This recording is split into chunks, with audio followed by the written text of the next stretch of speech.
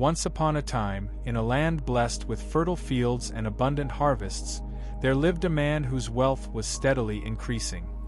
His fields yielded bumper crops year after year, and as the harvests grew larger, so did his barns. This man was diligent and hard-working, and he took pride in his prosperity. Every season, he carefully gathered his crops, storing them away with the hope that they would secure his future. His wealth was his pride. He believed that his efforts, combined with God's blessing, had made him prosperous. He often looked around at his possessions and felt a sense of security. In his mind, he thought, "This is proof of God's favor, and I am truly blessed. Now I can relax, enjoy life, and not worry about tomorrow." But as his barns filled to capacity, a question began to arise in his mind. What should I do with my surplus? I can't keep all this grain in my current storage, and I don't want to waste any of it. He pondered for a while and finally decided, I will tear down my old barns and build larger ones. Then I will store all my crops and possessions there. I will say to myself, you have plenty of goods laid up for many years. Take it easy, eat, drink, and be merry. This plan seemed perfect in his eyes. He thought he had secured his future, and his heart was filled with confidence and pride. He believed that his wealth was a sign of divine blessing and that it guaranteed him happiness and security for years to come. He looked forward to days of leisure, free from worry. He envisioned himself enjoying good food, fine drink, and festivities with friends and family. His mind was filled with thoughts of comfort and pleasure, and he was proud of his own prudence. Yet, what he did not realize was that his life could be taken away at any moment. He was so focused on accumulating and safeguarding his riches that he forgot to consider his soul and his eternal destiny. He believed that wealth was his security, but he failed to see that material possessions are fleeting and fragile. That very night, an unexpected event changed everything. As he lay in his bed, a divine voice interrupted his sleep. It was not a voice of anger or punishment but a warning, a gentle but firm reminder of life's fragile nature. You fool! This very night your life will be demanded of you. Then, who will get what you have prepared for yourself? In an instant, the man's life was snatched away. His plans for years of leisure and comfort vanished in a moment.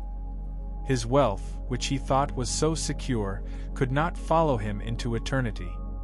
His barns, his possessions, all remained behind, useless to him now. He had been so preoccupied with his earthly treasures that he had neglected his spiritual state. His life was over, and all his efforts to store up riches on earth ended in emptiness. His soul was required of him, and everything he had built for himself was left behind. This story is not just about money or possessions. It's a profound lesson about priorities, humility, and the true meaning of security. Jesus told this parable to warn us that relying solely on material wealth is a foolish act, a fool's errand that leads to spiritual ruin. The message of the parable. The essence of this story is that life is unpredictable and brief. Wealth can be accumulated, enjoyed, and lost in a moment. No matter how secure we think we are, death can come suddenly, without warning. The question is, what will matter when we stand before God? The man in the story was called a fool because he trusted in his riches instead of trusting in God. His confidence was misplaced. He believed that his material possessions would provide eternal security. But God's words reveal the truth. You fool! This night your soul will be required of you. He had built his life on unstable foundations, on wealth that could perish, decay, or be taken away. Jesus warns us that storing up treasures for ourselves on earth, without considering our spiritual condition and relationship with God, is the height of foolishness. Reflections and applications. This parable invites us to examine our own lives. Are we living as if our possessions are eternal?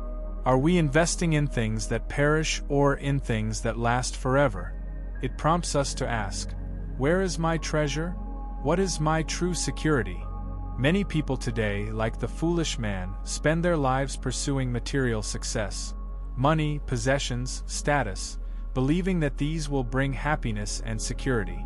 But Jesus teaches us that true life and security are found in God, not in wealth. The story also highlights the danger of greed and self-centeredness. When we focus only on accumulating wealth, we can become blind to spiritual realities. We may forget that our time on earth is limited and our souls are eternal. Jesus instructs us to seek first the kingdom of God and His righteousness, Matthew 6 verse 33. When we prioritize our relationship with God, through prayer, serving others, forgiving, loving, and sharing generously, we build treasures in heaven that will never fade away. The heart's treasure, where we invest our time, energy, and resources, reveals what we truly value. Do we store up treasures in heaven, or are we laying up treasures on earth? Jesus reminds us that, where your treasure is, there your heart will be also.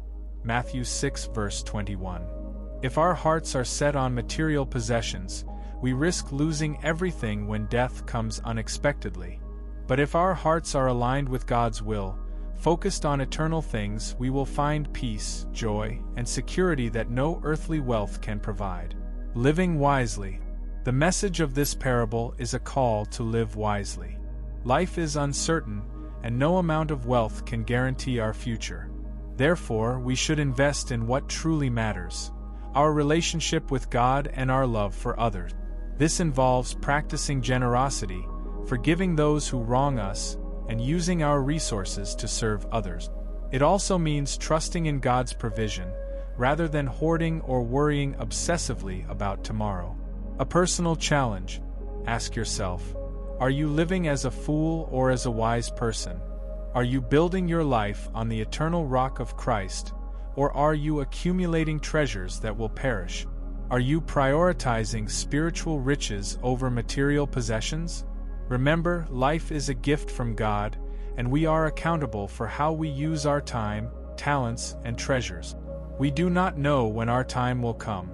Therefore, we must live with eternal perspective and purpose. Conclusion. This parable challenges us to reconsider our priorities. It reminds us that material wealth is temporary and cannot save us. True security and happiness come from trusting in God and investing in things that last forever.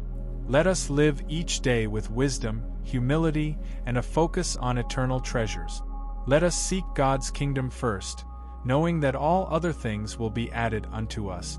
And above all, let us remember that life is fragile, fleeting, and precious, and that our souls are eternal. In the end, our lives will be measured not by what we accumulated but by what we gave, loved, and invested in God's eternal purposes.